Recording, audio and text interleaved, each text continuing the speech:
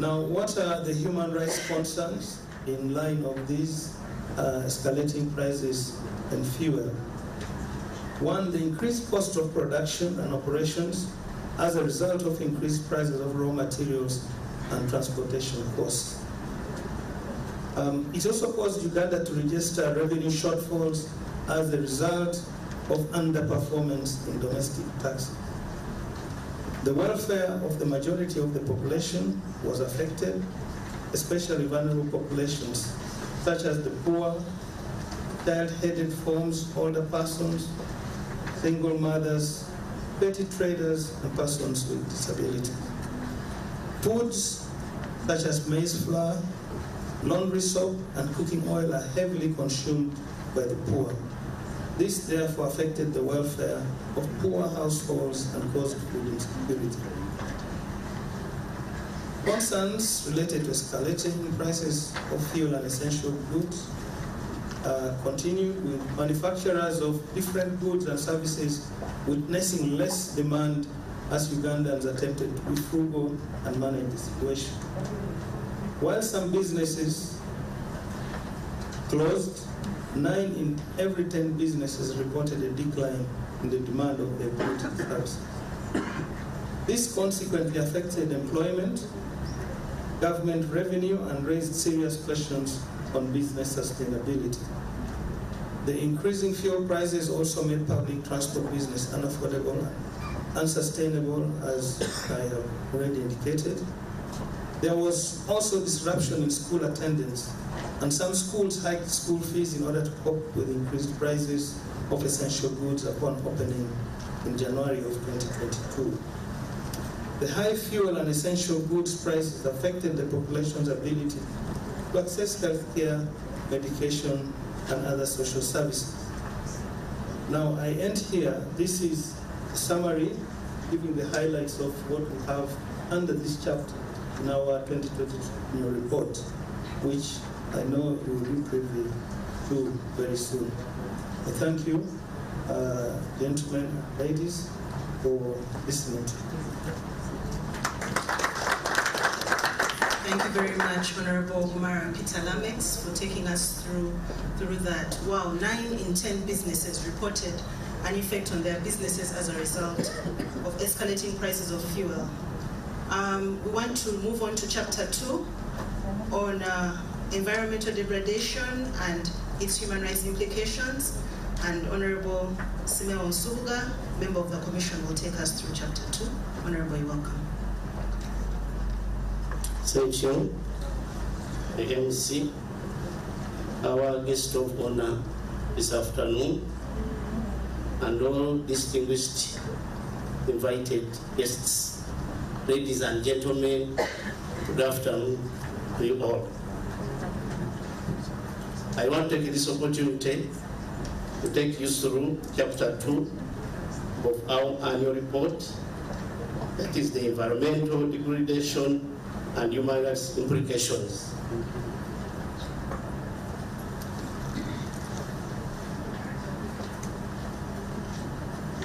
Environmental degradation and the human rights implications. Human rights and the environment are intrinsically intertwined, with all human beings dependent on the environment in which they live. Uganda is well endowed with many natural resources in the form of forests, wetlands, wildlife reserves, and water resources. However, the vast majority of Uganda's population is dependent on natural resources.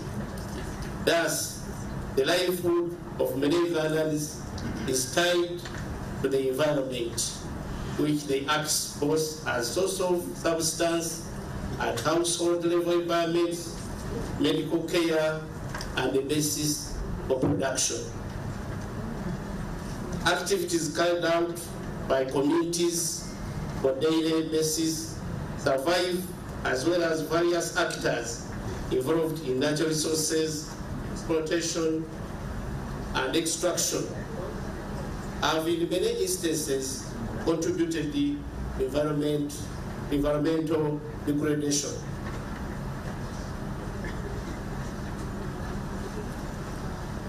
Environmental degradation and the human rights implications. In the year 2022, the UHRC carried out fact-finding activities on environmental degradation and the resultant human rights implications.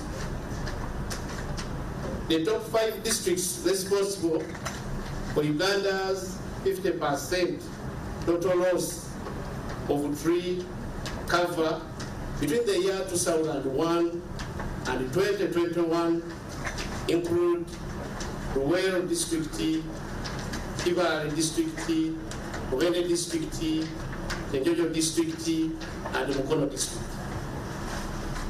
Ruwero had the most tree cover.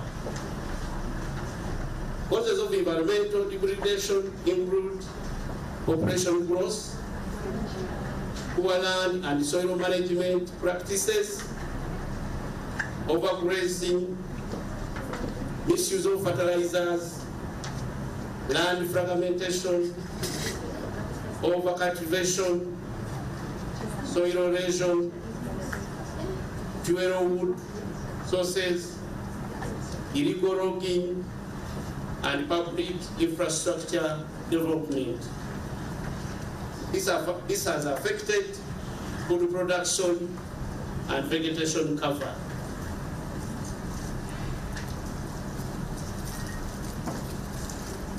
Environmental degradation.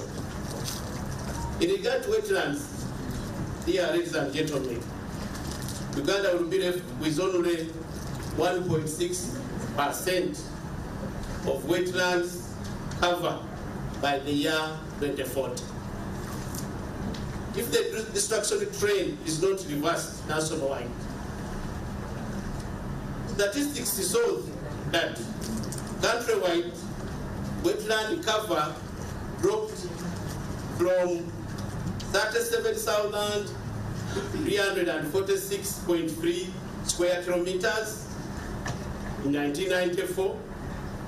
That represents 15.5% to 21,526.3 square kilometers, and that represents 8.9%. The rate of wetland degradation is made due to expansion of subsistence agriculture, industrial developments, and human settlements. Eastern Uganda was the most degraded at 46%. Bali district registered the most degraded wetlands in Uganda, with 99% of its wetlands under threat. Central and Western regions stood at 29% and 28% respectively, while Northern Uganda registered the lowest degraded area at 21%.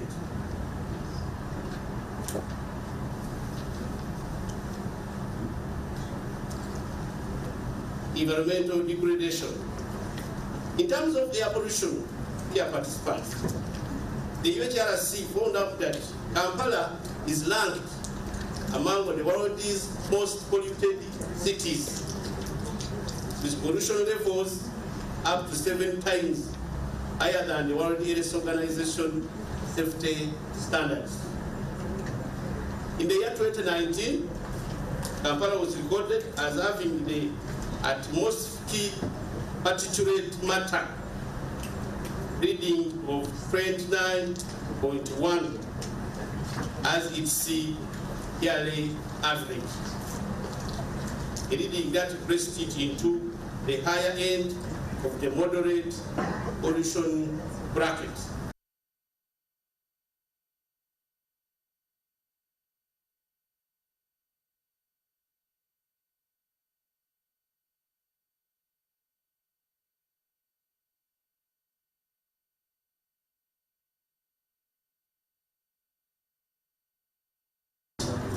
and cause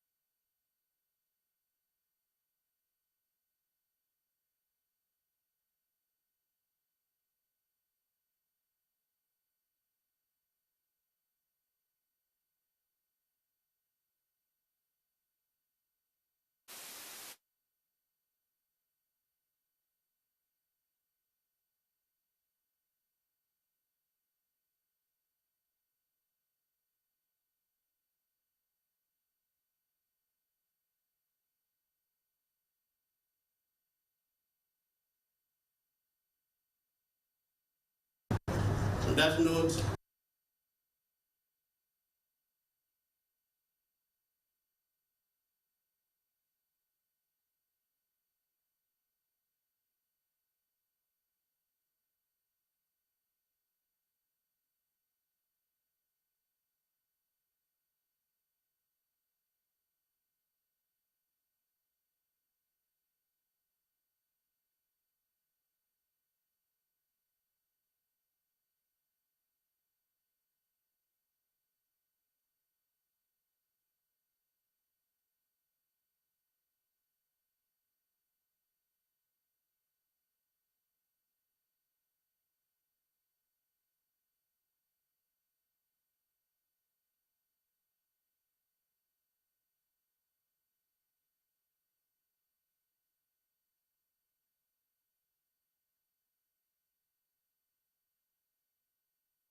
Head of EU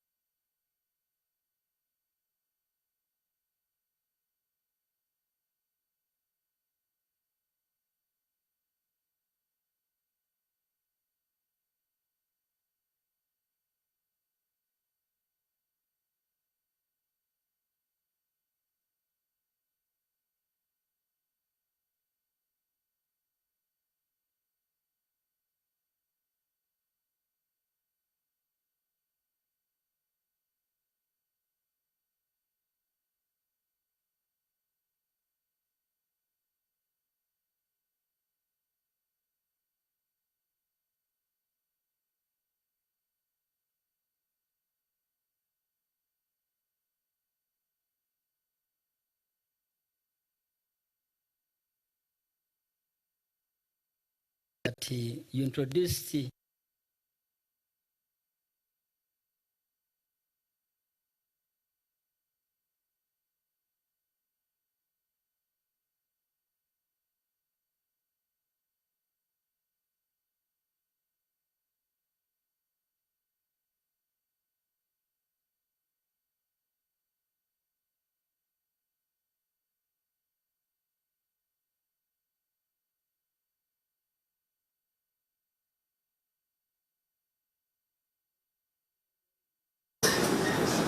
the human rights concerns. Uganda has abundant freshwater sources, including lakes, rivers, wetlands, and widespread groundwater. Freshwater sources cover a third of Uganda's surface area, with a large active storage capacity flowing in lakes. However, Uganda continues to witness issues around water pollution, sand mining, plastic pollution, land reclamation in lakes and rivers, illegal fishing, and other misuse and pollution of our water bodies.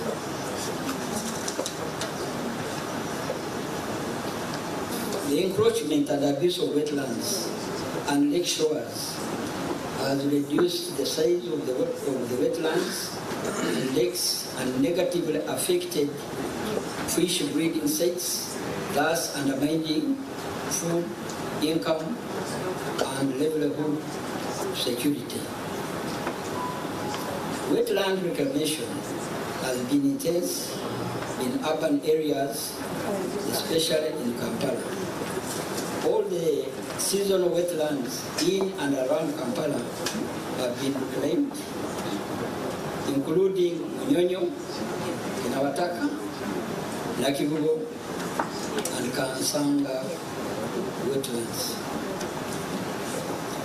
Nakivugo wetland, for example, which had an original area of wetland vegetation, mainly composed of papyrus on an area of 4.4 kilometers, was degraded and reduced to a half, that's about 2.8 kilometers in 1991, to 1.9 in 1995, 1.3 kilometers in 2000, and is currently less than 1 kilometer. Imagine. Statistics show that countrywide wetland coverage has dropped from 37,346.3 square kilometers in 1994.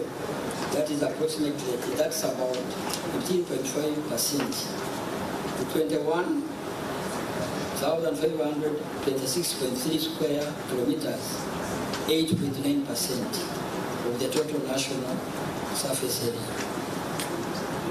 According to a Ministry of Water and Environment report, Uganda will be left with only 1.6 of wetlands covered by 2040 if the destruction trend is not reversed by the deliberate and dedicated restoration programs countrywide. What are the human rights concerns? The human rights concern here. Health concerns are raising out of unsafe drinking water. Fishing, economic activity has been affected. Encroachment on wetlands, rivers, lakes, and swamps poses a serious danger to human lives. Increasing levels of water pollution. The country has witnessed unprecedented flooding. Details on water body misuse can be found in this report. That's my presentation.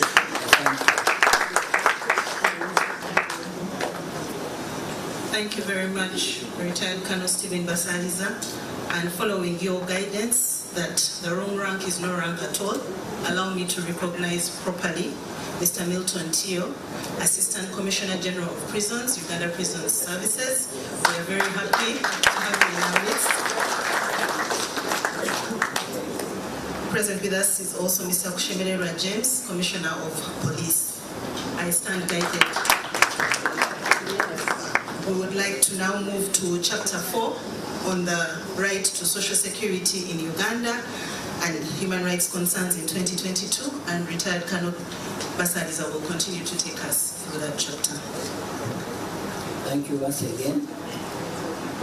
Chapter 4, the right to social security in Uganda and the human rights concern in 2022. The need for social security is driven by the fact that, irrespective of one's socio-economic status, all persons are faced with various risks and vulnerabilities at certain times, and may have limited capacity to meet their basic needs of life. Uganda operates a multi-tier social security system model comprising non-contributory direct income support schemes, mandatory contribution social insurance schemes, and voluntary private social security schemes, some of which are supplementary.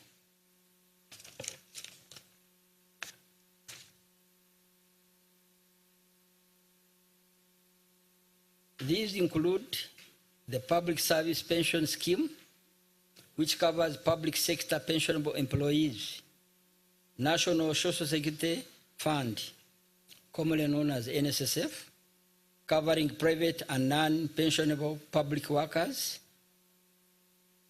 Other social insurance schemes include the Social Assistance Grant for Empowerment, SAGE, that mainly for the elderly.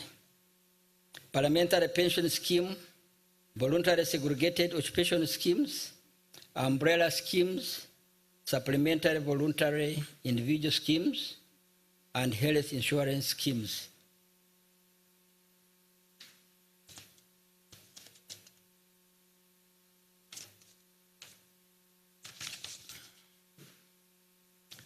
Only 7.2% of Uganda's population can access some form of social security, implying that 92.8% is unsecured.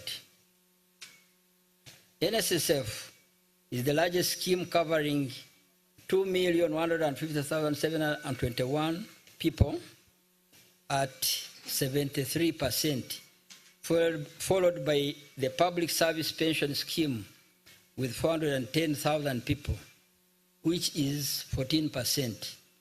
The Senior Citizen Grant at 11%, and supplementary voluntary schemes combined at 2%.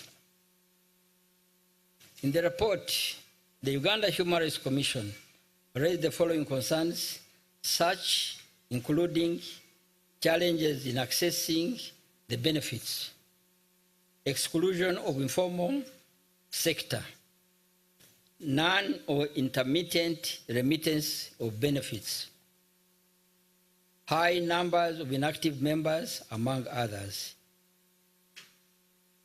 Details on the social security can be found in this report. Thank you.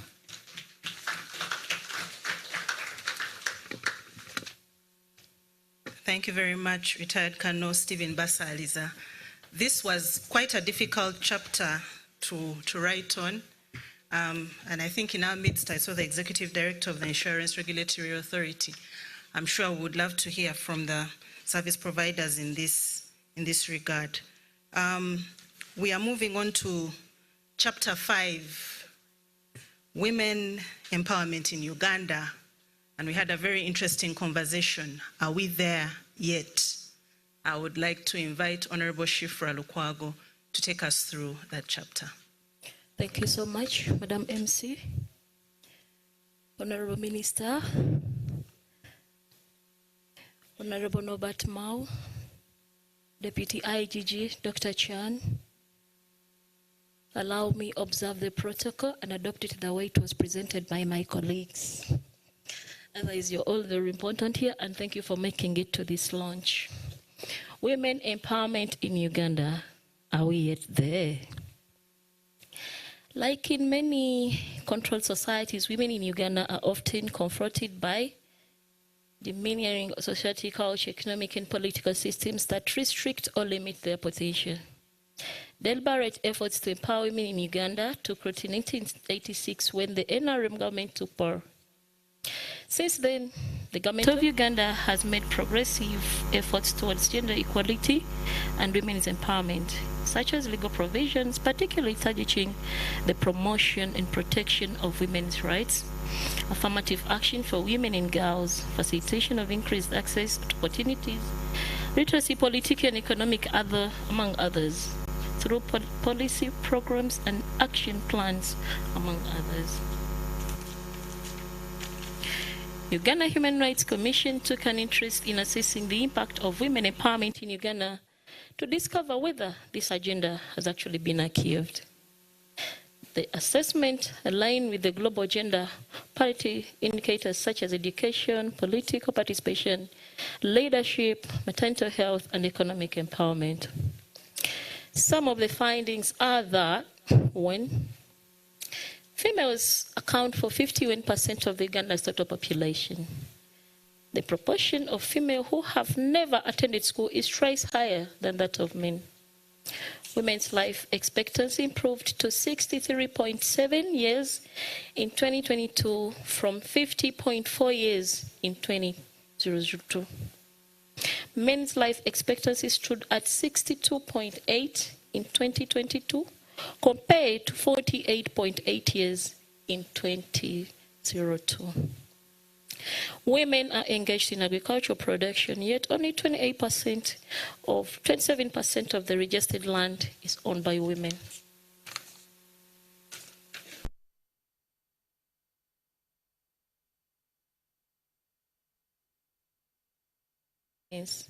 With women holding key political offices, including the Vice President, Honorable Jessica Rupo, Honorable Anita Mong, the Speaker of the Parliament of Uganda, the Prime Minister, Honorable Robin Banja, to mention but a few.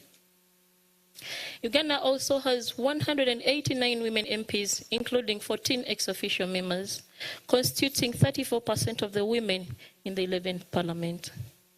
There are 14 women cabinet ministers, constituting 45% out of 31 cabinet ministers, and 24 women state ministers, constituting 48% out of 50 ministers of state. However, despite the achievements in Uganda's political participation in more women holding political decision-making positions than ever, gender parity is still far off. Women continue to be largely marginalized from the political sphere, often due to discriminatory practices, attitudes in gender, stereotypes, low levels of education, lack of access to health care, and the disproportionate effect of poverty on women. In regard to governance, men still dominate the workspaces and decision-making. Even though the number of women is on the rise in parliament, in cabinet, judiciary, police forces, informal employment and education. Increasing the number of women in political and public positions is important, but it does not mean they hold the real power. The UHRC has noted that literacy rates of women have increased. Reduction of maternal mortality rates, however, cultural and social barriers still exist in plenty. Access and ownership of property still remains a challenge, and there is still limited access to justice for women. Details can be found in the report. Thank you so much.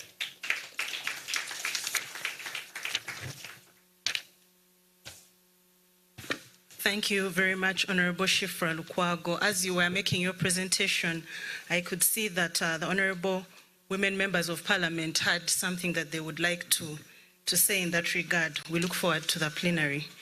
We will now move on to Chapter 6 on religious freedoms in Uganda and the human rights implications. Honorable Mara Peter-Lamex will take us through that chapter. Thank you very much, moderator, once again. I'm going to provide the highlights of Chapter 6 of the report, which speaks of religious freedoms in Uganda and the human rights implications. Uganda is a multi-religious country with various coexisting beliefs and practices. Freedom of religion is enshrined in the Constitution of Uganda, which guarantees the right to practice any religion and to manifest it through worship, observance, practice, and teaching. Historically, religion has played a major role in Uganda's social and political development, from the coming of Christianity and Islam in the 1800s to the formation of political parties along religious lines when Uganda became independent. Religious dominations include in Uganda Catholics 39%, Anglicans 32%, Muslims 13.7%, the Pentecostal or born-again evangelical category constitute 11.1%. The Seventh-day Adventists constitute 1.7%, the traditional ones are 0.1%, Baptists 0.3%, Orthodox 0.1%, and the others are 1.4%. The non-religious are 0.2%. Others include the Salvation Army, the Bahal, Jehovah's Witness, the Presbyterian and Hindus, the Mormon and Jews, and the Buddhists. And now, what are the human rights concerns arising from religious freedoms in Uganda? The human rights concerns include manipulation, exploitation, and extortion. Religiously motivated behavior of extortion is often overlooked. Innocent people trying to understand their religion are taken advantage of by opportunistic and dishonest religious leaders who manipulate believers in Uganda. There is also corruption and lack of accountability. There is also discrimination against women. For women and girls have always suffered from patriarchal interpretations of almost all religions. This is not limited to any particular religion or region here. The other human rights concerns here are that religious extremism and conflicts and lack of standardized laws regulating religious institutions are still obtained. There is also torture and ill treatment of followers by some religious leaders. Conflicts and infightings among the Pentecostal churches is another human rights concern. The right to privacy. Under some religious practices, worshippers have to make public confessions of private matters, particularly leading to family conflicts, as well as making public their illnesses or troubles to obtain deliverance. The right to property. There have been reports of alleged extortion for scholarships and better lives, fleecing believers of their hard-earned money to sow seed for a better life. There is also what the Human Rights Commission has observed through our own research, the abuse and exploitation of women and girls through rape and defilement, and also the violation of children's rights. There have been reports of clerics discouraging parents from enrolling their children in schools, from immunizing them, or even providing them with antiretroviral therapies. Regarding right to health, some clerics have also discouraged their followers from taking their medication, and others engage in prolonged fasting periods that is harmful to their health. I think if we follow the media, a recent case, this one in Kenya, a similar case, a very severe case, has been observed there also. The other human rights concern is Islamophobia, which continues to be witnessed in some communities, with Muslims being suspected of terrorism. Islamophobia is the fear, prejudice, and hatred of Muslims. Details of religious freedoms can be found in the full report when you get it. I thank you all and beg to submit.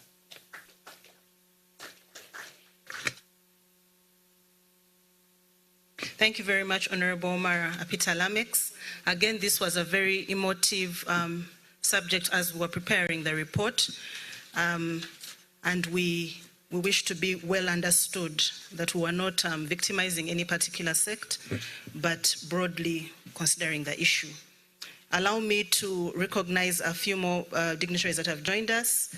And we have Ms. Geraldine Akubo, Assistant Commissioner in the Uganda Law Reform Commission. We have Mr. Charles Magala, Senior Program Advisor on Governance with the Royal Danish Institute. We have Mr. Robert Chirenga, Executive Director, National Coalition for Human Rights Defenders, and Mr. Andrew Byaruhanga, Executive Director, Resource Rights Africa. You're all very welcome. Thank you so much for being with us this afternoon. We have two more considerations and interventions from our honorable members. Chapter 7 on working conditions of public servants in Uganda by Honorable Shifra Lukwago, and then our Director Monitoring and Inspections will wrap it up for us. Thank you so much, Madam MC. The working conditions of public servants in Uganda. The government of Uganda is the largest single formal employer in the country, with its workers placed in various ministries, departments, and agencies to deliver services to the public. Currently, Uganda has 329,633 persons employed in public service. These include persons employed in MDAs such as education, health, police, prisons, public universities, and local governments. Ugandans are attracted to seek employment from the government of Uganda due to job security, opportunities for career growth, and great networking, salary, ability to access third opportunities, and easy access to credit services. However, in the recent years, the government has witnessed employees in different sectors of the public service hold demonstrations. The Uganda Human Rights Commission findings in regard to the working conditions of public servants indicate that majority of the government employees complained of low salaries or meager remunerations of public and civil servants. Despite the inflation, many public servants have not received any pay rise in over 10 years. This means that since 2020, civil service salaries have been reduced in real terms. Some of the public servants interviewed by Uganda Human Rights Commission indicated that their institutions had preferential and unfair transfers, and many were subjected to redundancy. Yet they were qualified and had experience. So, the human rights concerns. Many are still underpaid. High inflation levels meant that civil service pay fell steadily in 2022, as it did across the public sector. High levels of demotivation, discrimination, abuse, and harassment. Some are forced to work overtime without pay. Corruption and nepotism still existed in some institutions. No observations of the principle of equal pay for work of equal value. You're all aware that some people get different salaries, but with same positions and same workload. Heavy workload, public service remains constrained by low staffing despite the workload. Brain drain and lot of skilled employees, demotivation or low morale. I'd already talked about that. So the details of all what I've talked about in regard to the working conditions of public service can be found in the report. Thank you so much. Thank you very much, Honorable Shifra Lukwago. I would like to request those of us that are moving at the back, just to remind you that we are live on NTV, so let's bear that in mind so that we don't interrupt the cameras. At this point, I would like to welcome Director Ruth Sechindi, Director Monitoring and Inspections at the Uganda Human Rights Commission, to take us through what the Commission considered as the emerging human rights concerns in 2022. Director, you're welcome. Before Director Ruth, I would like to recognize the presence of the ED of the SCTV. You're most welcome. Thank you so much. ED of SCTV. Thank you so much. Thank you very much, Honorable Shifra Lukwago, for that intervention. We have also been joined by the Resident Coordinator of the United Nations. You are very welcome, and we look forward to hearing from you.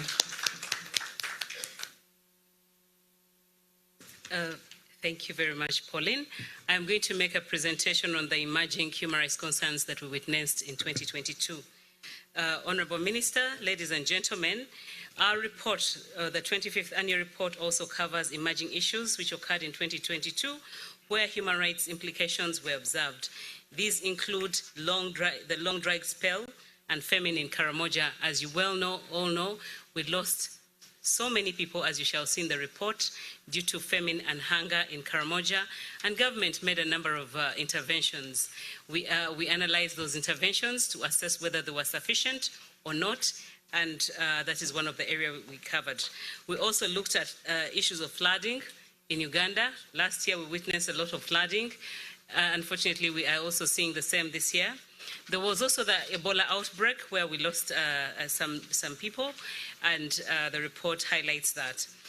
Bogoma forest or environment has been key on our minds, and the Commission has been monitoring issues of environment and its correlation with human rights. And last year, we looked at Bugoma forest encroachment and analyzed the human rights concerns. Our findings will be found in the report, and it's a very interesting find. The Commission also monitored the oil and gas sector. As you know, these filled not only the national media, but the regional and international media. And the Commission monitored and assessed the operations of the different players in the oil and gas sector. We also looked at the human rights concerns. Who has been affected? Who has not been affected? What is the coverage that has been affected? What are the opportunities for Uganda? And what are the risks? The details will also be found in the report. Ladies and gentlemen, the Commission also gives highlights of its interventions. And in these, we explain what the Commission did. And I'll start with the complaints management. As you know, the Commission is mandated to receive and investigate complaints of human rights violations. In the year 2022, the Uganda Human Rights Commission received 4,370 complaints. Out of this total number, the Commission registered 691, and these were the complaints where we felt that there were human rights violations. Most of the complaints registered were against the police force. We have nothing against the police force, but just so happens that they are the ones who work very closely with the general public. And the police had 411 complaints registered against them. The Uganda police force was followed by private individuals. This time it was not UPDF. And the complaints against private individuals were 147, and that was at 20%. And as you may see, and after in private individuals, the complaints were against UPDF, and that marked a 29% decrease from the ones of 2011. Ladies and gentlemen, when it comes to the nature of alleged human rights violations registered, we note that violations of torture, cruel, inhuman, and degrading treatment topped the list at 277. These were followed by deprivation of personal liberty at 271. Complaints against child maintenance were third in line at 88. And then there was also deprivation of property at 44, deprivation of security of person, 28, deprivation of the right to life, 27, that means there were people who were killed, denial of the right to education, 19, the right to fair hearing, 6, and many others, as you shall find in the report.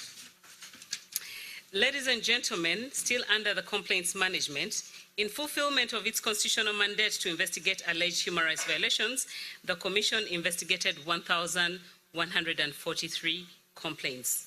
87 complaints were mediated, and 2,932 complaints were referred to other institutions and organizations for appropriate handling. Now, when you look at these complaints that we registered, we note that when it comes to categories, the men reported more cases than the female complainants. When it came to the tribunal, the Uganda Human Rights Commission disposed of 50 complaints, of which the tribunal awarded compensation in 44 matters and dismissed 6. Majority of the disposed of complaints involved the violation of the freedom from torture, issues of the right to personal liberty, the right to life, and the freedom from forced labor. The tribunal awarded a total of 510 million shillings in 2022. As of 31st December 2022, the tribunal caseload stood at 1,750. Currently, the UHRC is working tirelessly to clear this backlog. Ladies and gentlemen, when it comes to payment of awards, in the year 2022, the Ministry of Justice and Constitutional Affairs, through the Office of the Solicitor General, paid out compensation awards to victims to a tune of 1.3 billion shillings.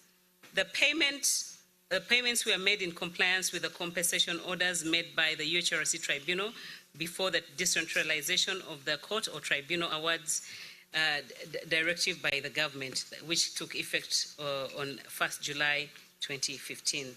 Details of the complaints management can be found in the report. Ladies and gentlemen, the Commission is also constitutionally mandated to visit places of detention. And by December 22, we noted that Uganda Prison Services had 259 prison facilities around the country. These are grouped in 9 regions across the country, and we noted that prisons had a population of 74,414, and these are the inmates that we had in our prisons in Uganda. The prison service also had, I have said, 257 facilities, and with that population, out of the population is 74,000, not the 67,000.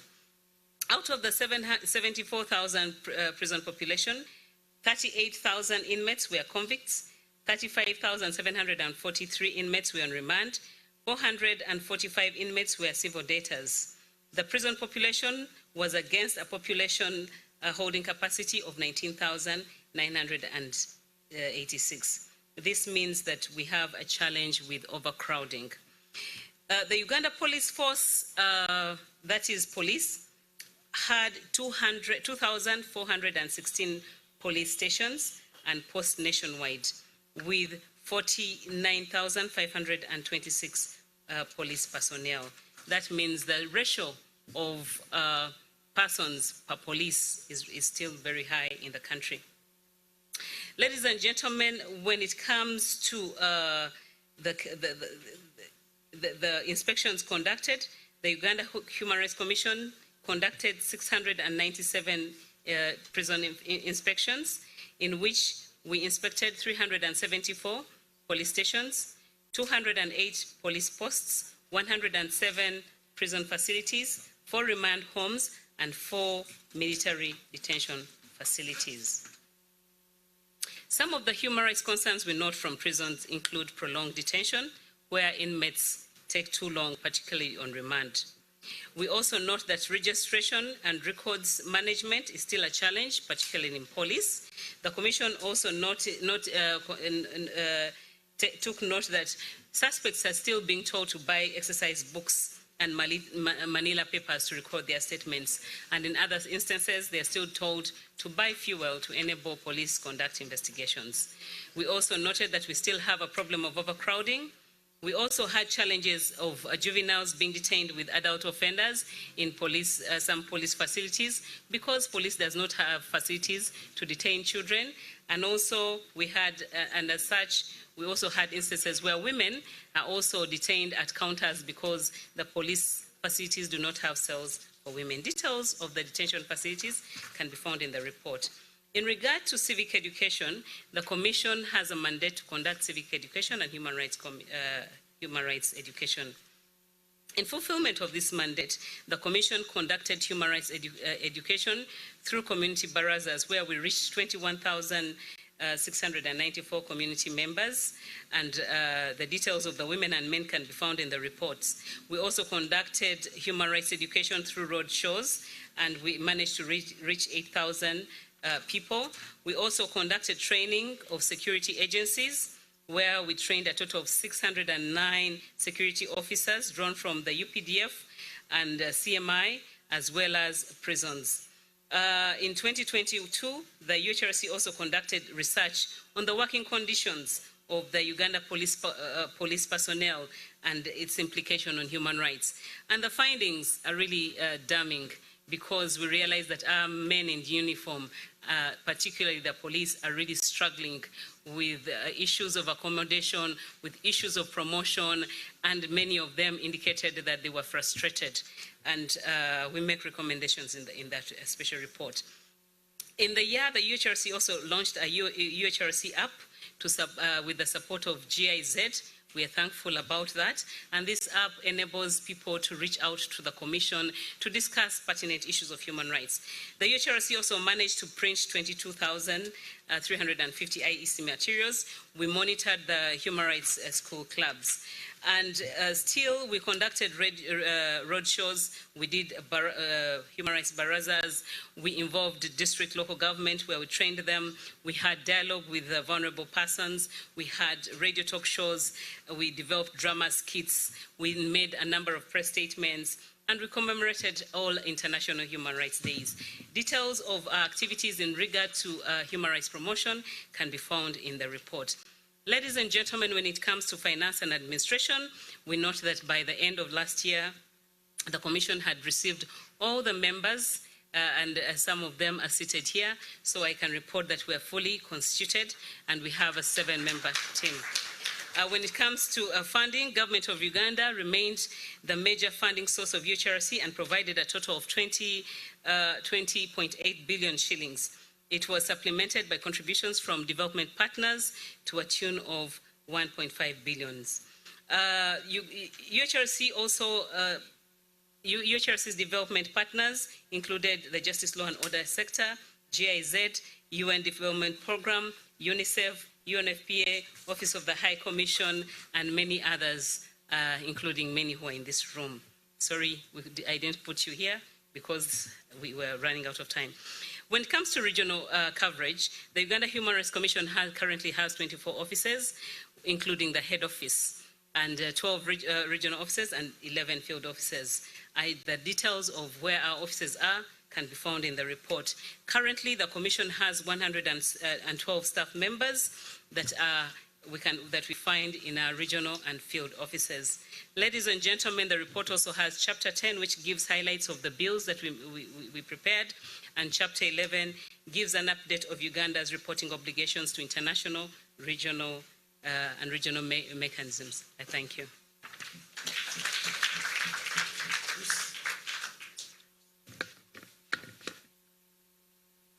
Ladies and gentlemen, that is a run-through for us of what the 25th annual report on the state of human rights and freedoms in Uganda for 2022 had for us as prepared by the Uganda Human Rights Commission. I request that we appreciate all the members that have, the honorable members that have made the presentations and submissions.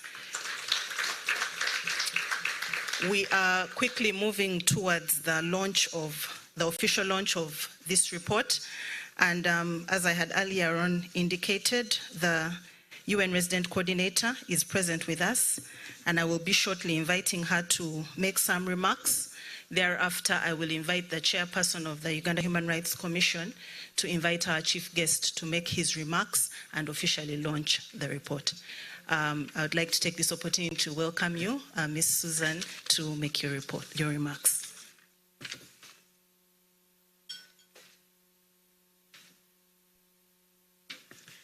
Good afternoon to all. Honorable Minister, Honorable Chairperson, please allow me to stand on all the protocols I know have already been established for this gathering. And before I start, my apologies for coming late. I was at the candlelight commemoration where we remember those who have passed on from HIV/AIDS in Uganda.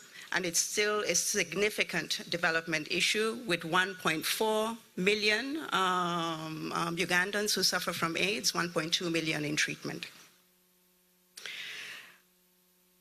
Let me appreciate on my own behalf and on the broader UN family the invitation by the Commission for the launch of its 25th annual report.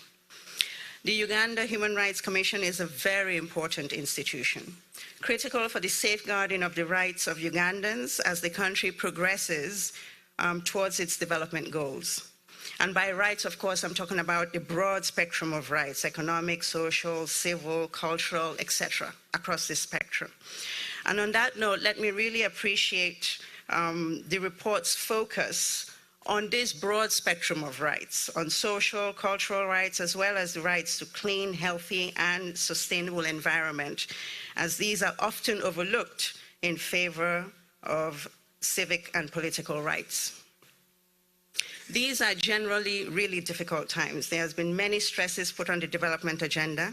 The economic stresses are immense. And of course, we can't really separate those economic stresses from the social, cultural, civil stresses that we also see. In addition to the important analytic work outlined in the report, I also would like to commend the Ugandan Human Rights Commission for its monitoring and complaint handling work in 2022. The UHRC plays an important role in protecting and advocating for human rights for all Ugandans, including by serving as an independent institution where Ugandans are encouraged to bring reports of violations of their human rights.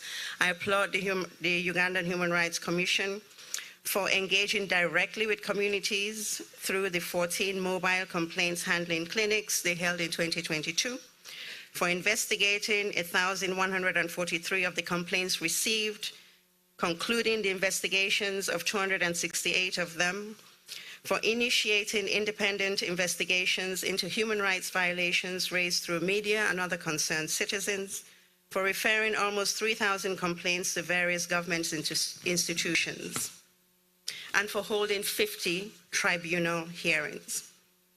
We also commend the Ugandan Human Rights Commission for its work in monitoring prisons and other places of detention to promote the human rights of all those in detention. And of course, despite these commendable efforts, we do note with concern the increase in the number of complaints that were made in 2022 that involved violations of human rights, including increased numbers of complaints of torture and the deprivation of personal liberty, which represented the vast majority of the complaints brought to the Ugandan Human Rights Commission. We also note with concern that despite the increase in the numbers of complaints, there was a decrease in the number of complaints that the Commission was able to investigate. And on this, I think we join our voice to the commissions in calling government to truly provide funding, additional funding to the Commission to really enable it to adequately investigate claims and to hold meaningful tribunals to ensure necessary compensation to victims. Our UN partnership with the government is really enshrined in our cooperation framework. And the cooperation framework generally is guided by this global solidarity agenda that are the SDG goals, which seeks to ensure progress towards realization of all fundamental human rights of all Ugandans everywhere, including those who are often most left behind across the spectrum.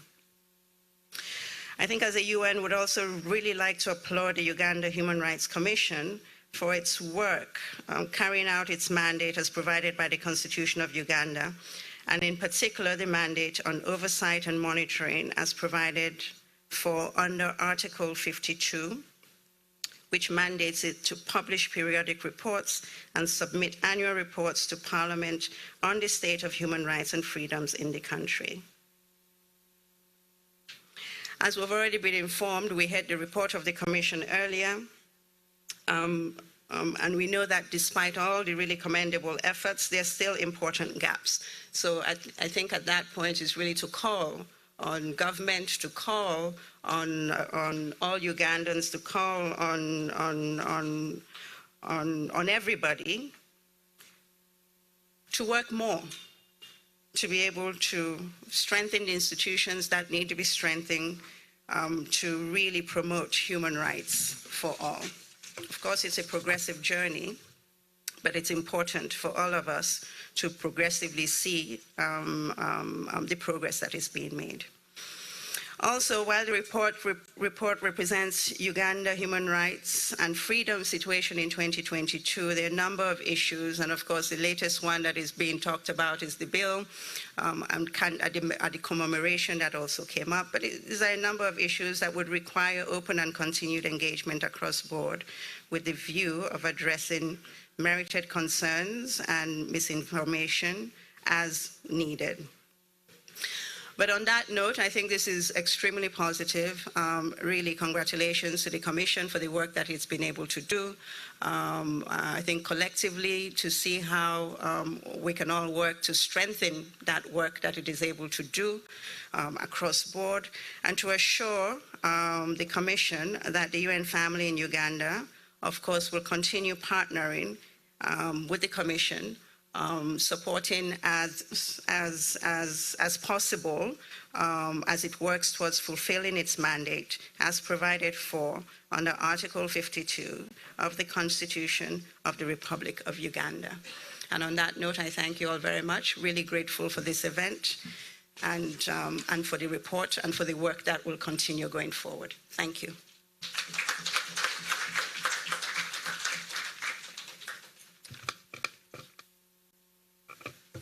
Thank you very much, Ms. Susan Ngongi Namondo, the UN Resident Coordinator. We appreciate your support.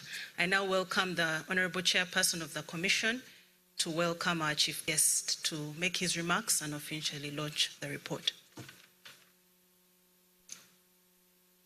Thank you, Your Excellency, the UN Resident Rep, for your kind words, especially for adding your voice to ours to call on the government to give adequate funding to the Commission. Earlier today, when you were in Parliament, I informed the representative of the Speaker of Parliament that the reliance on donor support is risky and unsustainable. Like I have just said this morning, we presented our annual report to the representative of the Right Honourable Speaker, who happened to be the Honourable Clerk to Parliament, Honourable Adolph Mwesige, who is my classmate and my guild president at the Law Development Center. And what a coincidence, this afternoon, the person going to launch this report is another classmate of mine and also my former guild president at Makerere University, the Honourable Minister of Justice and Constitutional Affairs, Honourable Norbert Mao. And seated between Norbert and I is a powerful and yet very humble, one of the most humble women I've ever met in this world, Mrs. Margaret Sekaja. Mrs. Sekaja is the pioneer chairperson of the Human Rights Commission, the one who mentored all of us. She wears so many hats, but let me mention just one. Mrs. Sekaja was our lecturer at LDC, teaching us land transactions. She was also a very prolific editor of the law reports we used to read to support we used to call them IAs, or individual assessments, and those moot courts and whatever. Well, thank you for coming to support us, Mrs. Sekaja.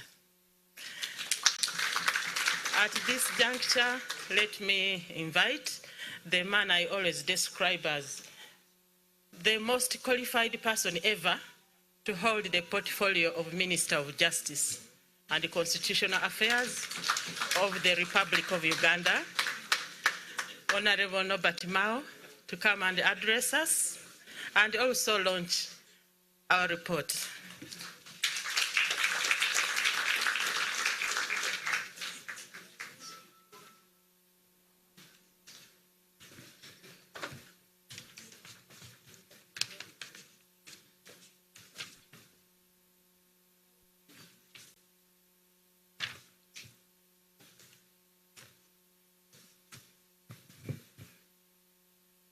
The chairperson of the Uganda Human Rights Commission and the commissioners, our partners from the various international agencies and the Ugandan agencies,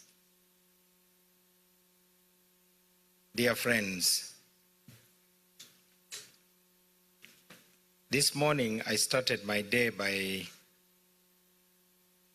attending a session hosted by the Manifesto Monitoring Desk, where all ministers are required to go and state to what extent the promises made in the manifesto are being kept. The room was virtually empty, apart from journalists, which made me to wonder whether our citizens have a lot of expectations of the government. I am happy to be addressing a full room in contrast to the one I addressed earlier, which perhaps means that Ugandans are more interested in talking about human rights than the manifesto promises of government. As a young man freshly graduated from university, I saw an advert in a newspaper calling for submissions of essays. It was a country-wide competition, also continent-wide. It required that young people, recent graduates, should write an essay to commemorate the bicentennial of the US Bill of Rights. And they were supposed to contrast their own country's Bill of Rights with the US Bill of Rights. Being underemployed at that time, I borrowed a typewriter and wrote down what I had researched. In my research, I discovered very many things. For instance, that the original US Constitution did not have a Bill of Rights. It was added afterwards. It is called the First Amendment.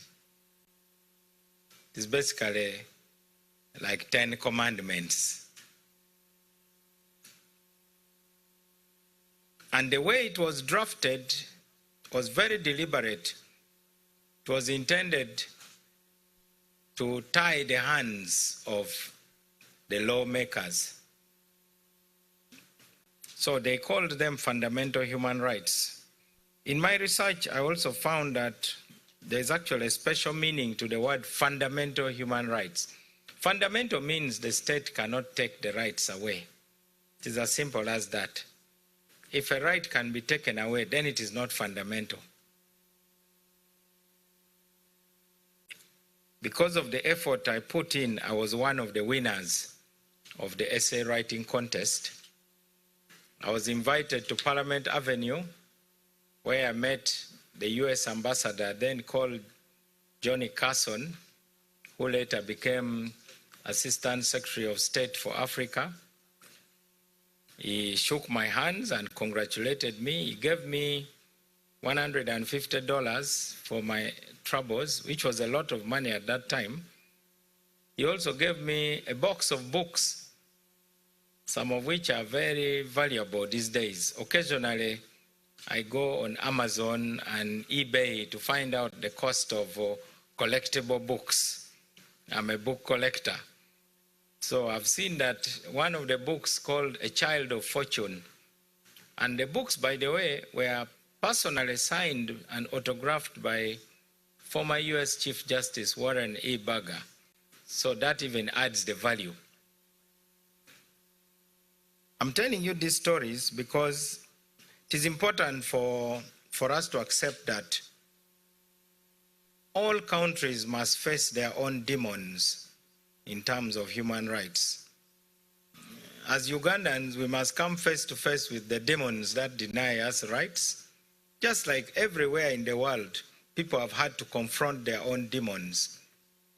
In China, there's a front line. People are fighting for human rights. In Myanmar, people are fighting for human rights. In Uganda, people have taken up arms and gone to the so-called bush and taken over power and put democracy as the #1 issue. Citizens have overthrown governments, as in Sudan, Zimbabwe. Sometimes they move full circle. But the truth is, the cause of human rights is an enduring cause. That's really my central message. It is not about whether citizens are too powerless to fight for human rights. The most important thing is that it is a cause that endures and it is worthwhile. For those who are Christians, you know the confrontation that the Israeli people or the Jewish people had with the they were called the Philistines, led by a giant who has now become a subject of folklore known as Goliath. The Jewish army was cringing in fear. Then a young man called David came to the battlefield and they dismissed him. And he asked them one question: is there a cause? So if there's a cause, then it is not about our strength. We should fight. So in this room, there are many people who are activists of human rights. There are academics, there are veterans. There are people who have dedicated their lives to human rights. You have heard about senior citizen Miriam Matembe, who one time notoriously raided a prison to go and carry out a kind of legal commando rescue. She has gone to recover underage girls who are being forcibly married. She has stormed people's bedrooms, interrupting honeymoons. She has definitely gone the extra mile.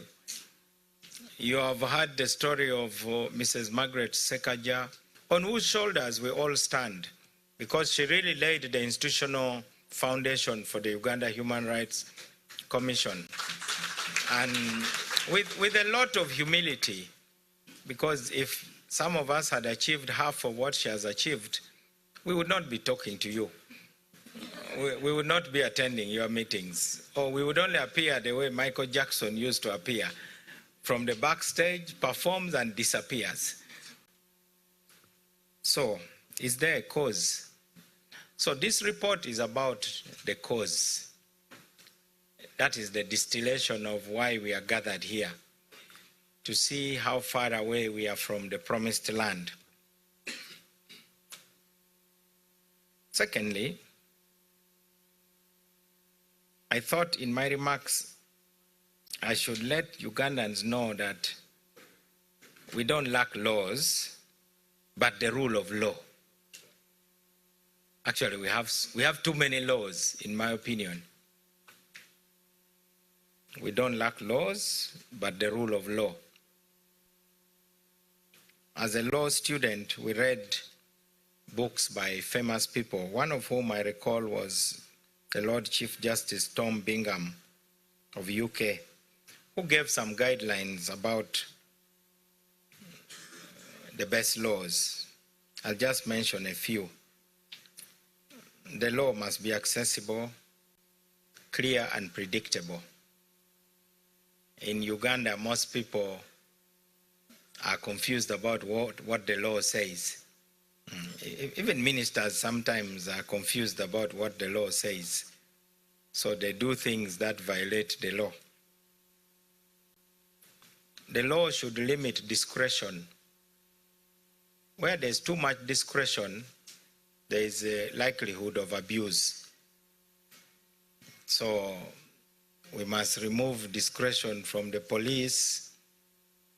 The police believes that when you write to inform them that you want to hold an assembly, you're asking for permission. But the permission is in the Constitution. And unfortunately, when they come to express their disapproval of your gathering, they don't talk to you. They communicate through blows and kicks, and which means they actually don't know what the law says. We have seen people who have been tortured. Our judges have been emphatic. They have said any evidence gathered through torture will not be admitted. There are cases that have been decided in the Ugandan courts that where somebody comes to court barely standing, you cannot pretend to be subjecting them to a trial. Courts are required to just send them home immediately. That is what the law says.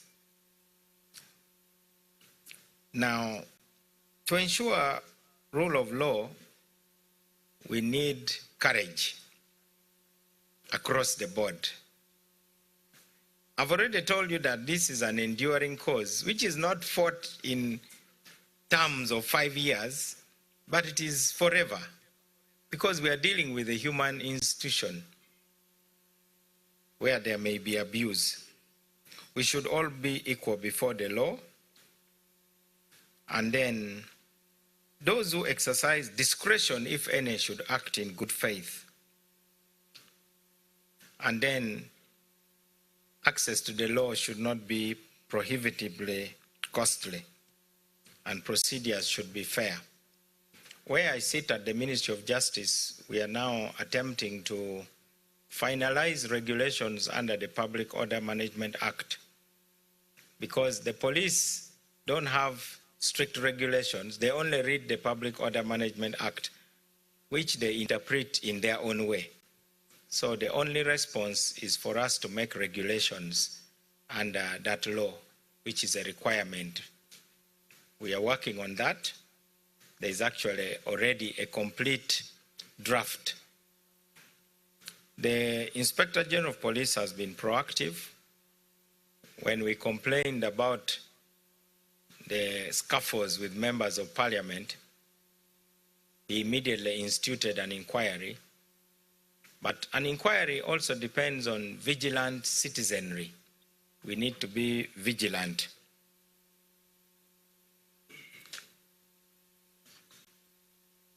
In the US national anthem, they say, the land of the free and the home of the brave. I hope I've not mixed it up. Is there a real American here? Is it the land of the free? Or is it the home of the free?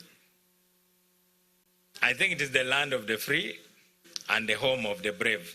So in my essay, I said that the founders of the American Republic said, for America to be free, they also need brave people. So bravery and freedom march hand in hand. So in my comments this morning, I recognized some of the achievements that my classmate has not talked about. In the class, we used to call her Court. Court as in the real court of law, because she always assumed powers to make decisions.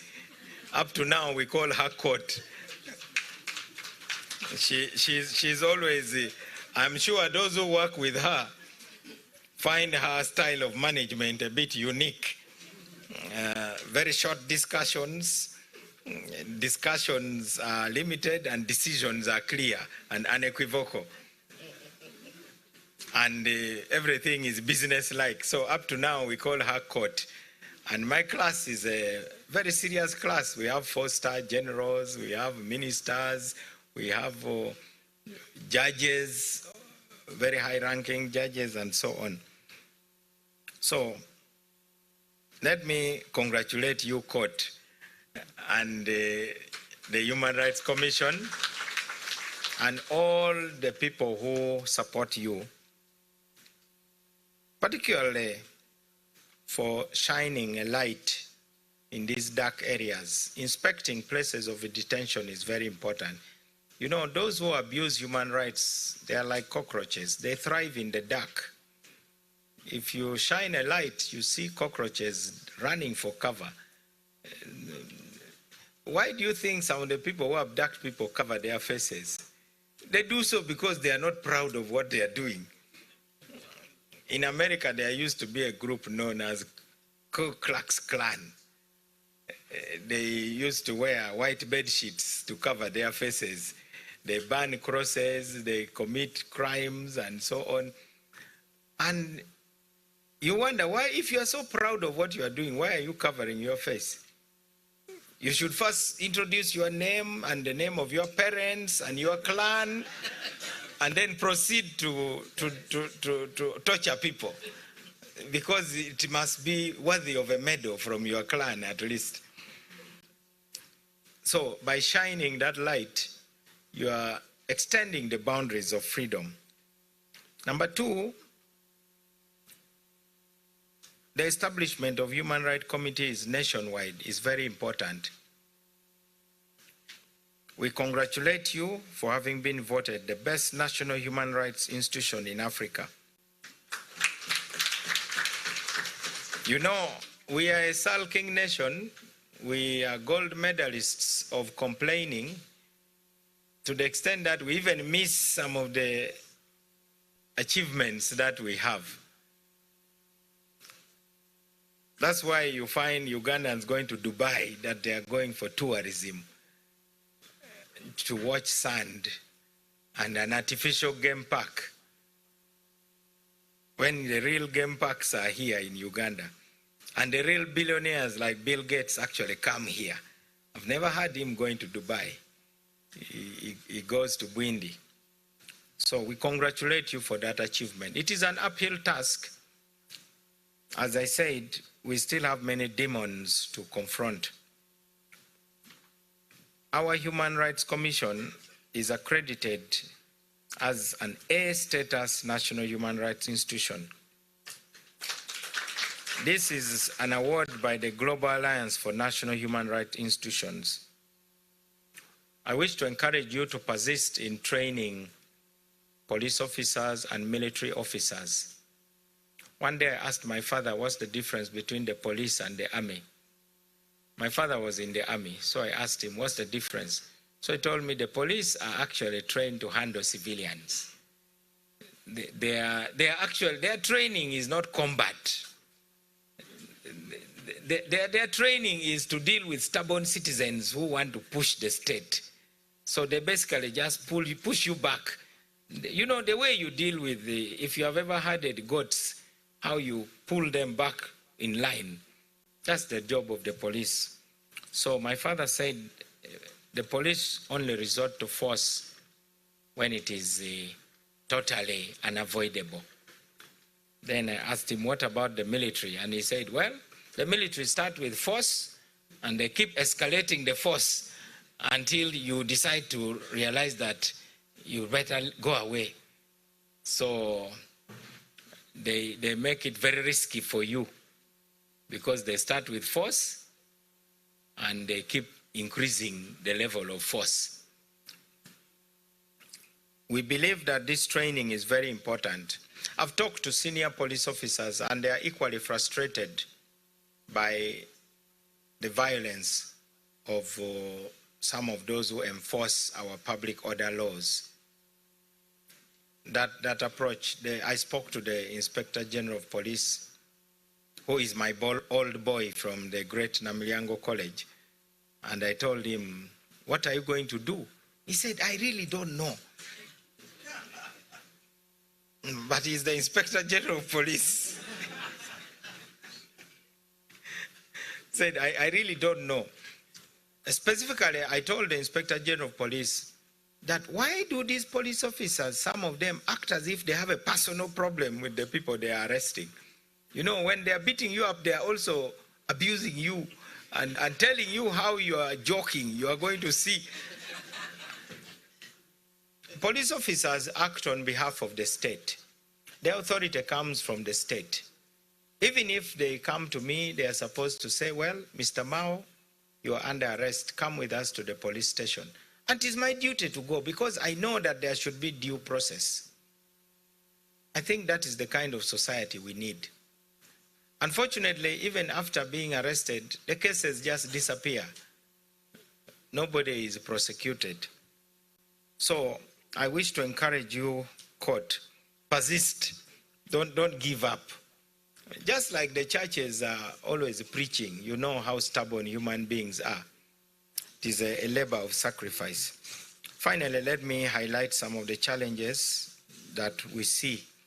As the minister who supervises the Uganda Human Rights Commission, supervising in the general sense that I ensure compliance, I don't direct them about what to do. So that is what I mean by supervision. I'm also their voice in the cabinet, particularly when they are fighting for money, because the money is very limited.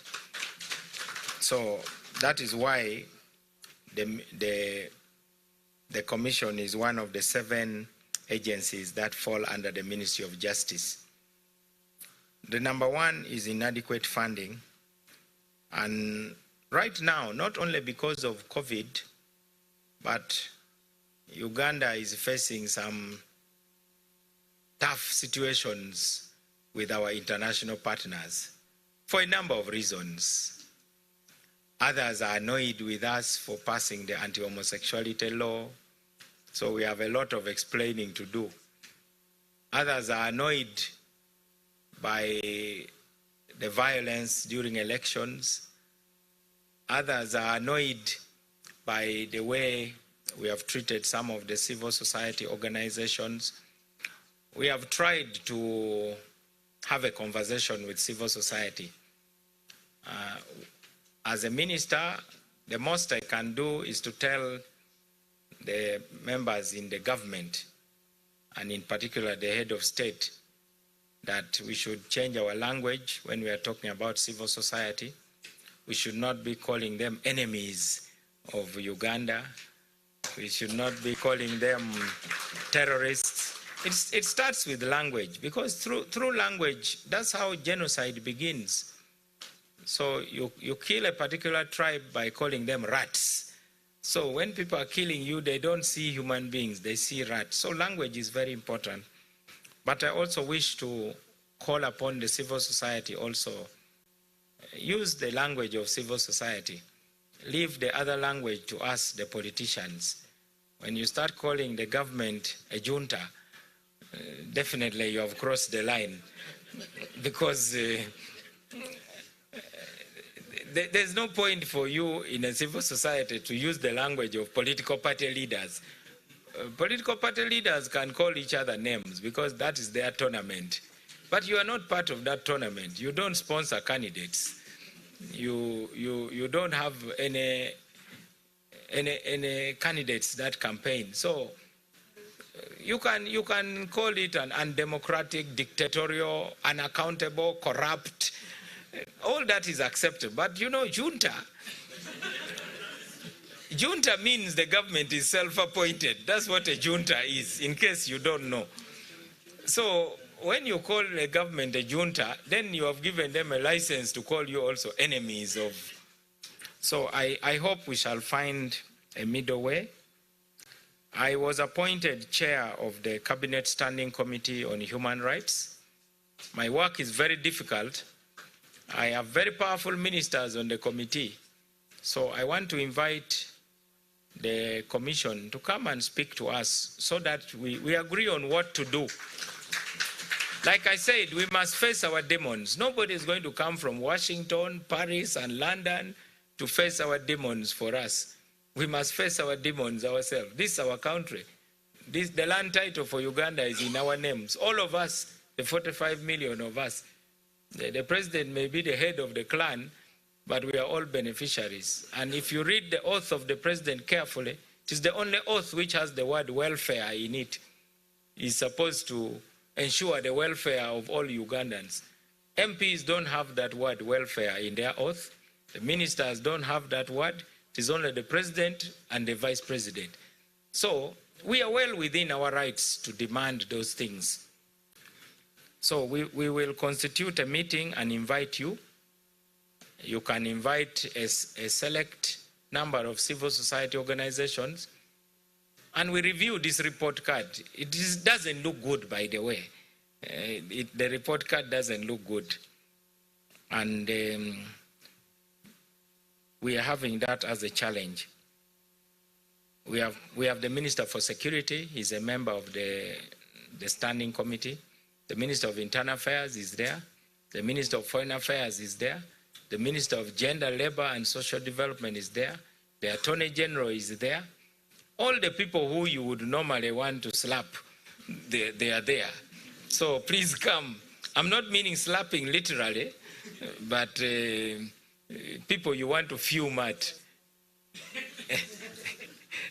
Well, the problem is if they return the slap. So the other thing is we have commissioners, but they have no support. They don't have staff to support them. So I would like to ask our partners, both domestic and international, to see areas of technical assistance to the Human Rights Commission. You don't have to give them money, you just have to pay for people. We don't look at you just as ATMs. Okay, you have money, you are a bank of money, but you are also a bank of knowledge. And I think that is an area that we need to exploit. That will improve the work. I also call upon the commissioners. I'm due to meet the commissioners soon to listen to them. Court thinks I'm avoiding her. I'm not avoiding you. I only have been having a lot of other challenges. The coverage nationally of the Human Rights Commission is very low. The law requires the Commission to establish offices at district and other administrative levels. So you have not been able to do that because of lack of money. Just for the record, the Uganda Human Rights Commission has only 12 regional offices in the whole of Uganda and 10 field offices at sub-regional level. This is totally unacceptable. We would like to invite all those who are gathered in this room to work with the Uganda Human Rights Commission to finalize the Uganda National Human Rights Action Plan, which will give assignments to everybody so that we all know what we are supposed to do. And also to conclude the process of approving the National Civic Education Policy so that citizens can know what really their duties are. We call upon you to continue popularizing our Bill of Rights, to intensify human rights and civic values awareness, sensitization, education, and training campaigns for rights holders, but also to tell citizens about their duties as citizens. Citizenship is a two-sided coin. One side is rights, the other side is the duties. I believe that all of us can do something to improve the human rights situation in Uganda. No disease can defeat us if we give it a name. You know, you first start by naming the disease. The medicine will be found. When HIV/AIDS first stormed Uganda, people didn't know the name of the disease. They were calling it slim because people lost weight, but they didn't know. People were having serious problems. There was a woman in Masaka who had a revelation from heaven, according to her, that the soil in her banana plantation could cure AIDS. So the rich took tipper lorries and trailers to gather soil from her garden. Unfortunately, they took the soil and then died of hookworms. They only speeded up their own death. So let us be doers. The former British Prime Minister said there are three categories of people. They are doers, they are reactionaries, and then commentators. I want to declare that the Uganda Human Rights Commission is a commission of doers. We have got reactionaries who look at what the doers are doing, then they try to push them in the opposite direction. Then, of course, we have the commentators who look at both the doers and reactionaries, and they post TikTok videos and things like that. But if you're a doer, you just spit into your hands and get to work. With those many words, I am pleased to be here once again to be part of the launch of this report. And I want to pledge on behalf of the ministry that we shall play our part, and we shall also formally table this report in the cabinet so that ministers also get to know that human rights is not just about torture, the fights on the streets. It is also about access to jobs for marginalized groups. It is also about land rights for widows. I'm passionate about that because I started my career as a legal aid practitioner. We are being pushed to ensure that there's a right to legal aid, because without legal aid, there's no access to the courts. All these are 360 degrees human rights issues, but we only talk about politicians because we make more noise. But actually, there are many people suffering there. Their rights are being violated. I congratulate you again, and I pledge my total support. I'm now ready to join you in the ceremony of launching the report. God bless you.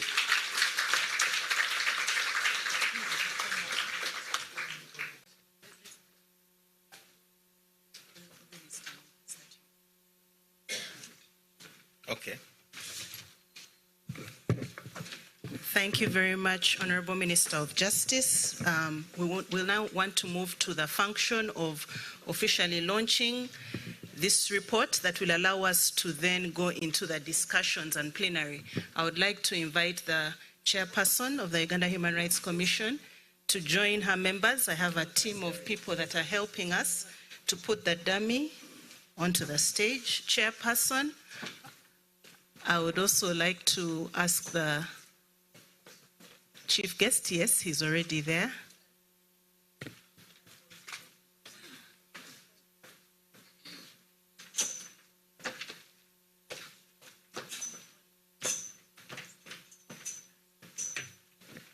I would also like to welcome the Deputy Inspector General of Government and the United Nations Resident Coordinator as well to kindly join the Commission on this auspicious occasion as we launch the 25th annual report on the state of human rights and freedoms in Uganda.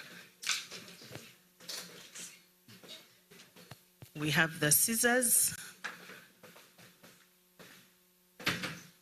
I believe on the count of 3, we will cut the ribbon, and thereafter the dignitaries will just sign to show that they have participated in this. So on the count of 3, 2, 1, yes, we congratulate the Uganda Human Rights Commission and all of us on the launch of the 25th annual report on the state of human rights and freedoms.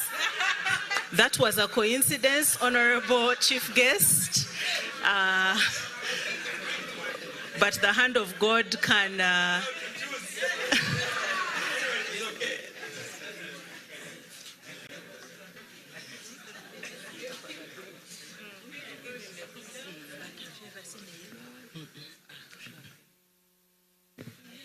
the Honorable Minister of Justice and Constitutional Affairs has appended his signature.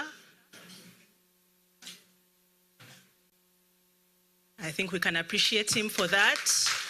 And the Honorable Chairperson of the Commission, Court as he fondly referred to her, is now also appending her signature.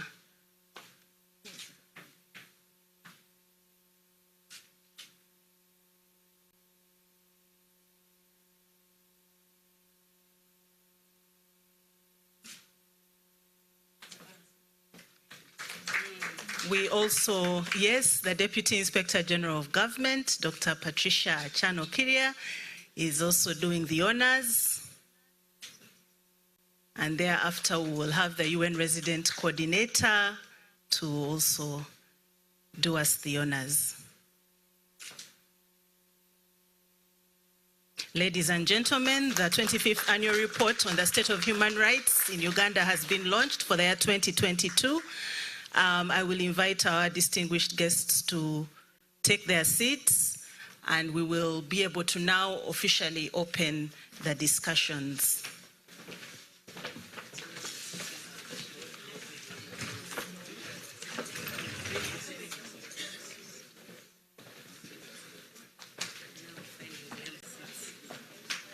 The session that we are moving on to, in the interest of time, I will just introduce the session, is the discussion of the 25th annual report. We are going to have a discussion by Dr. Rukare Donald, who I had earlier on introduced and would like to welcome to the podium to take us through his perspective and what he has observed.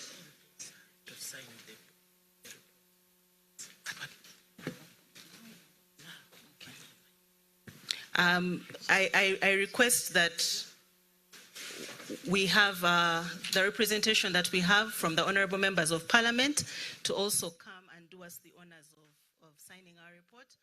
Honorable Amiga.